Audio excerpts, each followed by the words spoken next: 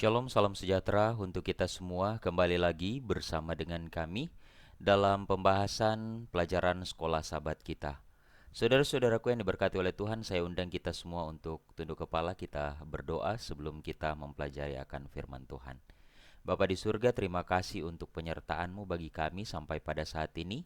Saat ini kami siap untuk mempelajari firman-Mu melalui pelajaran sekolah sahabat. Tuntun kami, berkati kami di dalam nama Yesus Kristus kami sudah berdoa dan mengucap syukur. Amin. Saudara-saudaraku yang diberkati oleh Tuhan, pelajaran sekolah sahabat kita pelajaran yang ketujuh di tanggal 18 Mei tahun 2024 berjudul Termotivasi oleh Pengharapan.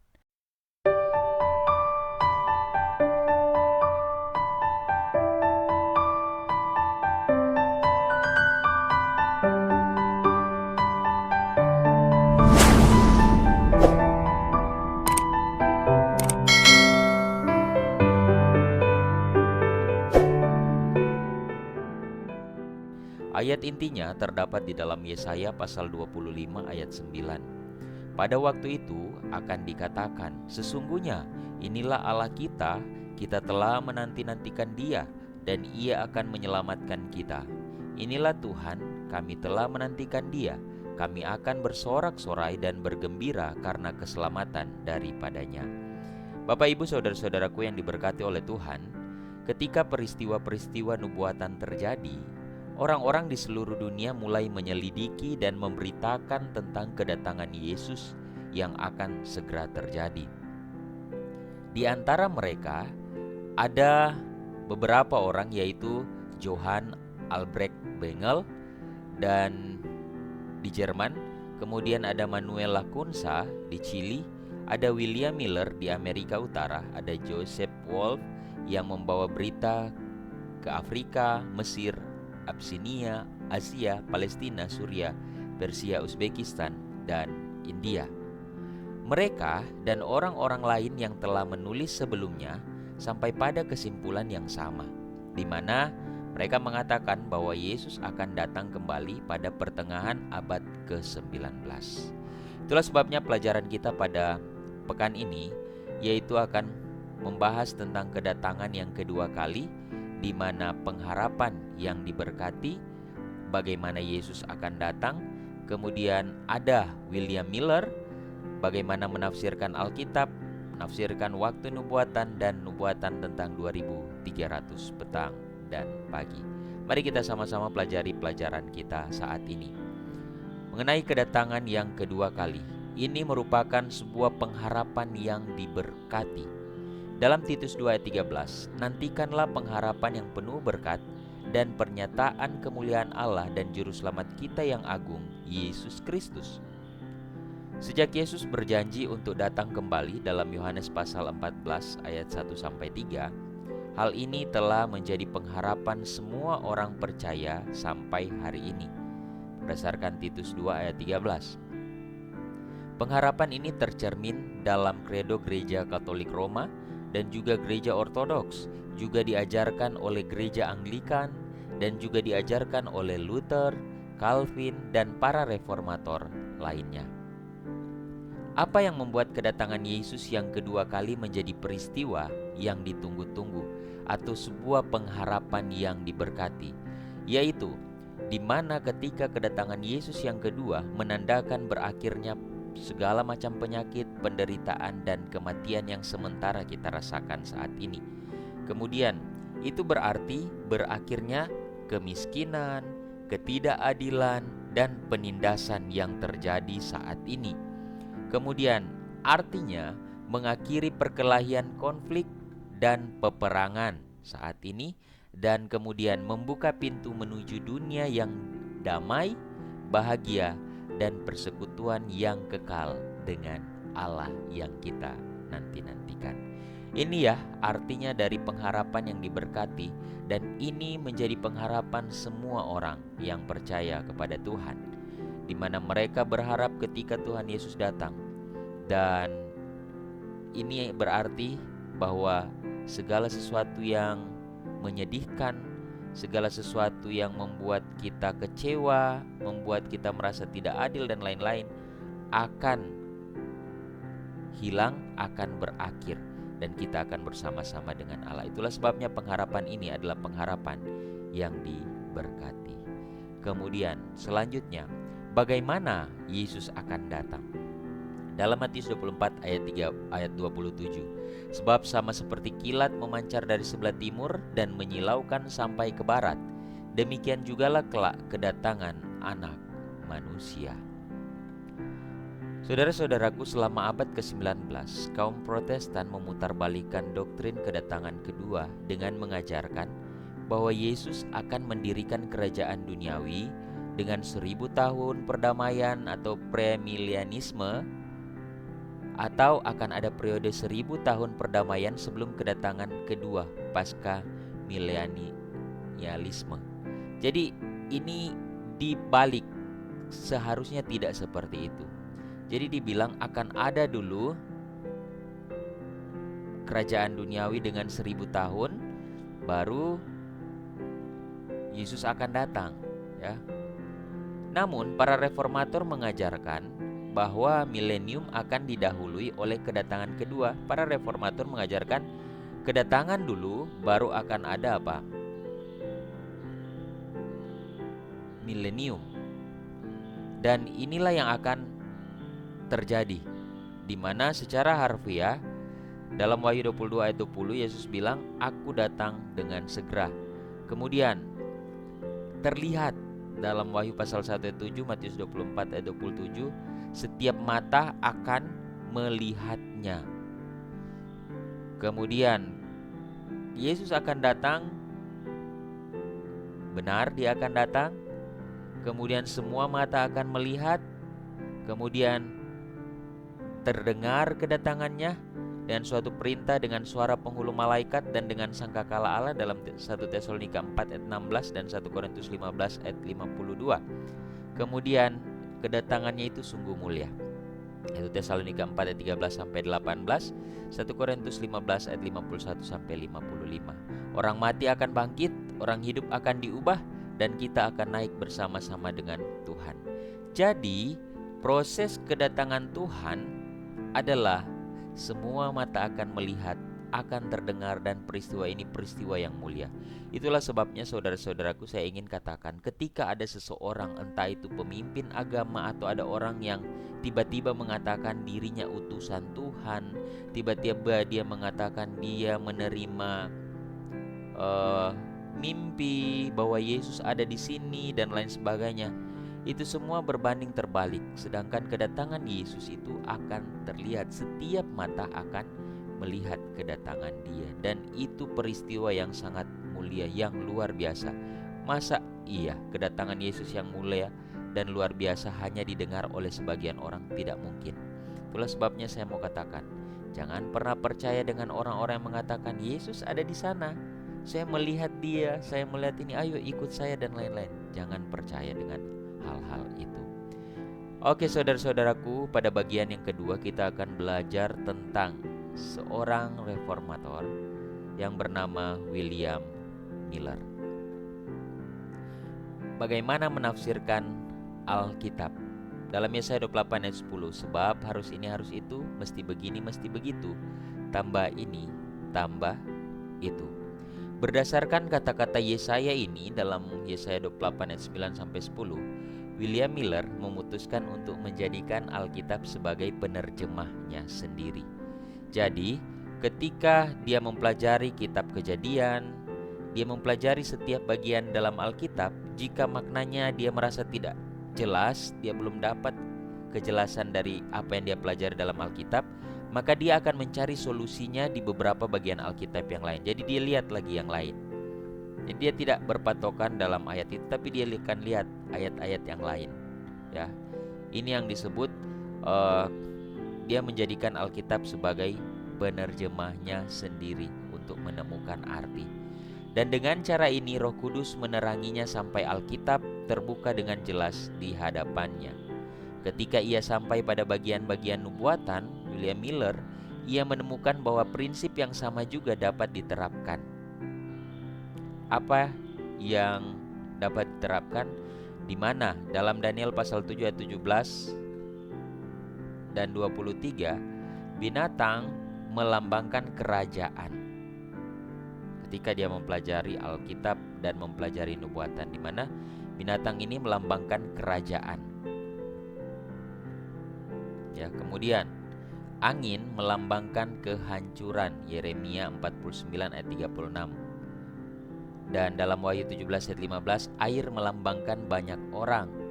Dalam Yehezkiel 23 ayat 4, 2 Korintus 11 ayat 2, perempuan melambangkan gereja.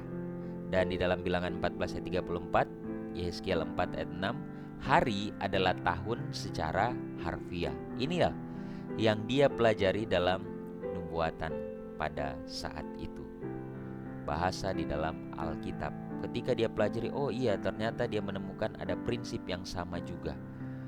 Contoh, binatang melambangkan kerajaan. Kenapa? Kalau kita melihat contoh aja di negara kita, negara Indonesia, simbol negara kita adalah burung Garuda, ya kan? Inilah yang dibilang melambangkan suatu pemerintahan binatang itu dalam Alkitab. Dengan menerapkan prinsip-prinsip ini, Miller terkejut. Ketika dia menerapkan ini yang dia dapati dalam mempelajari nubuatan Alkitab, dia terkejut dengan penemuan yang dia temukan, yaitu dia menemukan waktu nubuatan. Dalam Daniel pasal 8 ayat 14, ia berkata kepadaku, akan diperlukan 2300 petang dan pagi, baru kemudian tempat kudus itu akan disucikan kembali. Dia penasaran. Dengan mempertimbangkan bahwa pada zaman Miller bumi dianggap sebagai tempat kudus, ia menyimpulkan bahwa nubuatan tempat pemurniannya dalam Daniel 8 ayat 14 mengindikasikan bahwa kedatangan Yesus yang kedua kali. Dia mencatat bahwa Gabriel telah menjelaskan kepada Daniel semua detail dari penglihatan tersebut, di mana dalam Daniel 8 ayat 20 ketika dia pelajari domba jantan yang berarti Media dan Persia, kemudian kambing jantan dalam Daniel 8 ayat 21 bagian A yaitu Yunani, dan dalam Daniel 8 ayat 21 bagian B sampai 22 tanduk yang patah mengartikan Alexander dan para penggantinya. Kemudian ada dalam Daniel 8 ayat 23 sampai 25 tanduk kecil yang berarti Roma dalam fase politik dan agamanya pada saat itu. Dan dalam Daniel 8 ayat 26 sampai 27, namun dalam 2300 pagi dan petang tidak dijelaskan, ini yang tidak dijelaskan. Bertahun-tahun kemudian Gabriel diutus lagi untuk menjelaskan hal tersebut kepada Daniel. Dalam Daniel 9 ayat 21 sampai 23, dia menjelaskan bahwa ada suatu periode tertentu atau terputus, dan itu akan dimulai dengan keluarnya perintah untuk memulihkan dan membangun kembali Yerusalem dalam Daniel 9 ayat 24 sampai 25.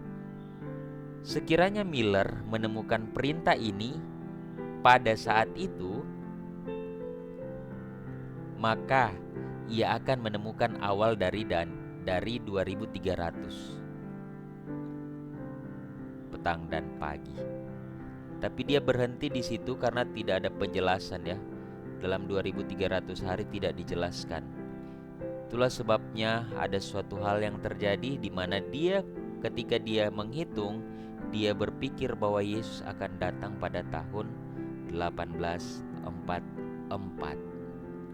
Karena makanya di sini dibilang sekiranya Miller menemukan perintah ini dalam Daniel pasal 9, ada terputus di sana, periode terputus, dan itu akan dimulai dengan keluarnya perintah untuk memulihkan dan membangun kembali Yerusalem. Dia akan menemukan awal dari 2300 petang dan pagi. Nubuatan tentang 2300 petang dan pagi. Dan engkau, hai Ezra, angkatlah pemimpin-pemimpin dan hakim-hakim sesuai dengan hikmat Allahmu yang menjadi peganganmu, supaya mereka menghakimi seluruh rakyat yang diam di daerah seberang sungai Efrat, yakni semua orang yang mengetahui hukum Allah dan orang yang belum mengetahuinya haruslah kau ajar. Dan inilah yang terjadi. Pada tahun ke-7 pemerintahan Artasasta Raja Persia, sebuah perintah dikeluarkan untuk Ezra agar ia pergi ke Yerusalem dan mendapatkan otonomi politik yang cukup supaya dia bisa menyelesaikan pemulihan kota itu. Dalam kitab Esra pasal 7. Dan saat itu adalah tahun 457 sebelum Masehi. Nah, seperti yang ditunjukkan oleh nubuatan 70 minggu dalam kitab Daniel, Yerusalem membutuhkan waktu 49 tahun untuk dibangun kembali sepenuhnya. Dan 434 tahun lagi berlalu hingga kedatangan Mesias dalam Daniel pasal 9 ayat 25. Perhitungan ini menempatkan pembaptisan Yesus pada tahun 27 Masehi dan akhir dari 70 minggu pada tahun 34 Masehi. Dengan menggabungkan potongan-potongan kalender nubuatan, Miller menyimpulkan bahwa kedatangan Yesus yang kedua kali akan terjadi pada tahun 1843. Namun setelah mengetahui bahwa dalam sejarah tidak ada tahun nol, maka ditetapkanlah bahwa Yesus akan datang pada tahun 1844. Ini yang ketika dia mempelajari kitab Daniel tersebut, dia coba menghitung dan lain sebagainya sehingga dia menemukan ini. 70 minggu akan terputus bagi bangsamu dan kota kudusmu. Sampai 2300 petang dan pagi, maka tempat kudus itu akan disucikan. Ingat tahun-tahunnya, pada tahun diawali dengan perintah membangun kembali Yerusalem pada tahun 457 before Christ atau sebelum Masehi. Nah, ini perintah Artasasta. Dan kemudian dihitung 7 minggu atau 48 tahun. Jatuhnya pada tahun 408 before Christ, dibangunlah kembali Yerusalem ini. Dan dalam periode ini ada periode 62 minggu atau 434 tahun, di mana pada tahun 27 Anno Domini atau sesudah atau Masehi, tahun Masehi, Yesus diurapi. Pada tahun 31 Masehi, Yesus disalibkan. Dan pada tahun 34 Masehi, Stefanus dilempari batu. Inilah proses di mana 70 minggu, 490 tahun peristiwa ini terjadi sejak dari perintah Artasasta untuk membangun kembali Yerusalem. Dan pada tahun ini, dalam periode 2300 petang dan pagi atau nubuatan 2300, di akhir atau di tahun 1844, peristiwa yang terjadi bukan kedatangan Yesus melainkan penyucian tempat kudus. Dalam peristiwa setelah Stefanus dilempari dengan batu, seiring berjalannya waktu, Injil kepada bangsa lain. Jadi pekabaran itu tidak dibatasi lagi kepada orang Yahudi, tetapi ke semua. Karena pada saat itu mereka membunuh Stefanus yang mengabarkan Injil. Dan setelah dari situ, maka Injil ini harus diberitakan ke seluruh dunia, tidak secara satu golongan, tapi secara menyeluruh. Yang terpenting saudara-saudaraku yang diberkati oleh Tuhan, dalam pelajaran nubuatan 2300 petang dan pagi ini, kita harus mengerti bahwa ketika William Miller menghitung, dia berpikir bahwa peristiwa itu adalah kedatangan Yesus pada tahun itu. Tapi ternyata tidak. Tahunnya benar sesuai dengan perhitungannya, tapi peristiwanya berbeda. Yaitu apa? Ternyata di tahun itu, arti dari nubuatan ini adalah bahwa tempat kudus itu akan dipulihkan, di mana pelayanan Yesus, dia berpindah dari bilik yang suci ke bilik yang maha suci. Jadi itu. Jadi kalau kita melihat dalam pelajaran dari William Miller ini, waktu dia menghitung itu sebenarnya mau dibilang tepat, hanya peristiwa yang dia sampaikan itu peristiwanya keliru. Kenapa? Peristiwa yang dia sampaikan bahwa Yesus akan datang, tapi kenyataannya peristiwa yang terjadi adalah Yesus berpindah dari bilik yang suci ke bilik yang maha suci. Jadi sekali lagi, tahunnya benar, waktunya benar, tapi peristiwanya yang keliru, ya, peristiwa yang keliru. Sehingga pada saat itu banyak orang yang sudah menjual berdasarkan sejarah, ya. Banyak orang yang sudah menjual harta mereka, banyak orang yang sudah membagi-bagikan dan lain sebagainya milik mereka. Tapi pada kenyataannya Yesus tidak datang, sehingga terjadilah kekecewaan besar. Namun puji Tuhan, kita bersyukur masih ada orang-orang yang mau tetap mempelajari akan firman Tuhan.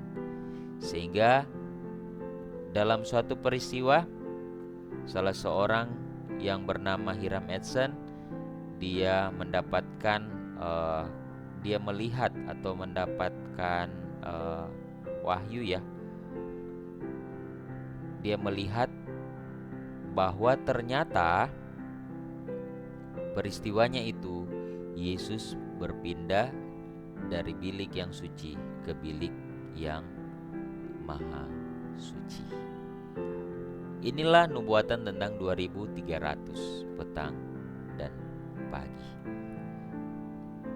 Saudara-saudaraku yang diberkati oleh Tuhan, dalam buku Kemenangan Akhir, The Great Controversy, halaman 299, salah satu kebenaran yang paling hikmat namun paling mulia yang diungkapkan di dalam Alkitab adalah tentang kedatangan Kristus yang kedua kali untuk menyelesaikan karya penebusan yang agung. Kepada umat Allah yang berziarah, yang telah begitu lama dibiarkan tinggal di dalam wilayah dan bayang-bayang maut, sebuah pengharapan yang berharga dan penuh sukacita diberikan di dalam janji kedatangannya yang adalah kebangkitan dan hidup, untuk membawa pulang kembali mereka yang telah terbuang.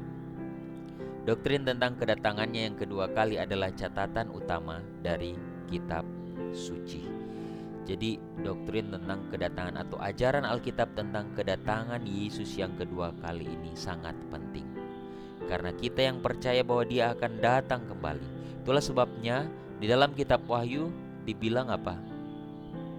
Berbahagialah mereka yang apa?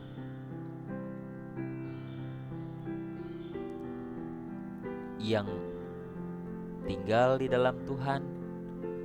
Kemudian mereka yang hidup di dalam iman kepada Yesus, menuruti perintah Allah, itulah yang terpenting. Yohanes menuliskan dalam kitab Wahyu, yang penting di sini ialah ketekunan orang-orang kudus yang menuruti hukum-hukum Allah dan iman kepada Yesus. Merekalah yang siap ketika kedatangan Tuhan, menyambut kedatangan Tuhan. Karena itulah yang menjadi dasar kenapa sampai saat ini kita ada dalam kekristenan. Kenapa sampai saat ini kita percaya kepada Yesus Kristus? Karena kita percaya dia akan datang kembali dan akan menyelamatkan kita. Sebagai kutipan yang terakhir dalam In Heavenly Place, dikatakan yang harus kita lakukan hanyalah satu, saudara-saudaraku. Saudara-saudaraku, mungkin kita belum secara keseluruhan menguasai nubuatan 2300 petang dan pagi. Mungkin kita masih merasa masih kurang. Tapi ini yang saya mau ingatkan. Saudara mungkin boleh lupa pelajaran-pelajaran kita yang di awal-awal tadi. Tapi ini yang saudara harus ingat. Yang harus kita lakukan hanyalah satu. Ingat, hari ini. Hari ini kita harus setia pada kepercayaan kita kepada Tuhan yang kita imani. Hari ini kita harus mengasihi Allah dengan segenap hati, dan sesama kita seperti diri kita sendiri. Hari ini kita harus menolak godaan musuh dan melalui kasih karunia Kristus memperoleh kemenangan. Dengan demikian, kita harus berjaga-jaga dan menantikan kedatangan Kristus. Setiap hari kita harus hidup seolah-olah kita tahu bahwa ini adalah hari terakhir kita di bumi ini. Jika kita tahu bahwa Kristus akan datang besok, tidakkah kita akan menyerahkan segala perkataan yang baik, segala perbuatan yang tidak mementingkan diri sendiri yang kita bisa lakukan hari ini? Ini yang terpenting yang saya mau ingatkan terus-menerus pada kita. Mungkin kita bisa lupa pelajaran kita sepanjang 1 minggu ini, tapi saya ingin kita terus mengingat hal ini, yaitu hanya satu: hari ini. Hari ini saya percaya sama Yesus Kristus. Hari ini saya percaya kepada Allah. Hari ini saya mengasihi Allah dan sesama saya. Hari ini saya menolak godaan setan,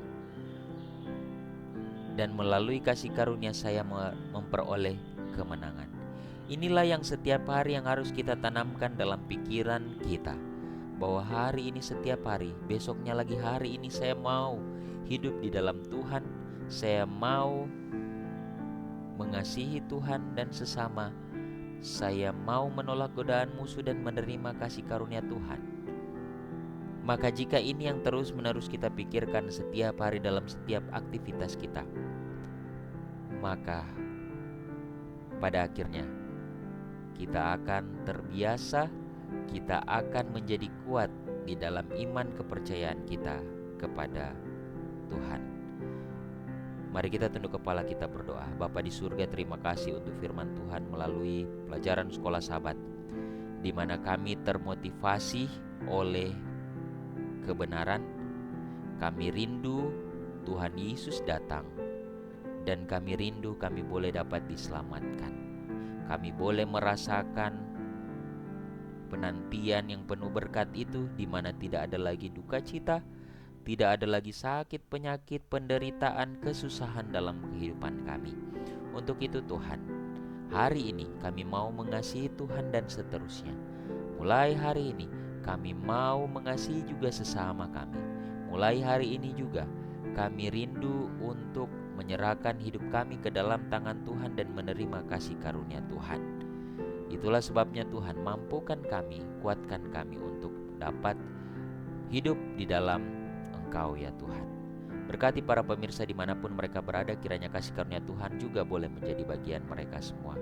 Kami serahkan hidup kami ke dalam tangan-Mu. Di dalam nama Yesus Kristus kami sudah berdoa dan mengucap syukur. Amin. Tuhan kiranya memberkati kita semua.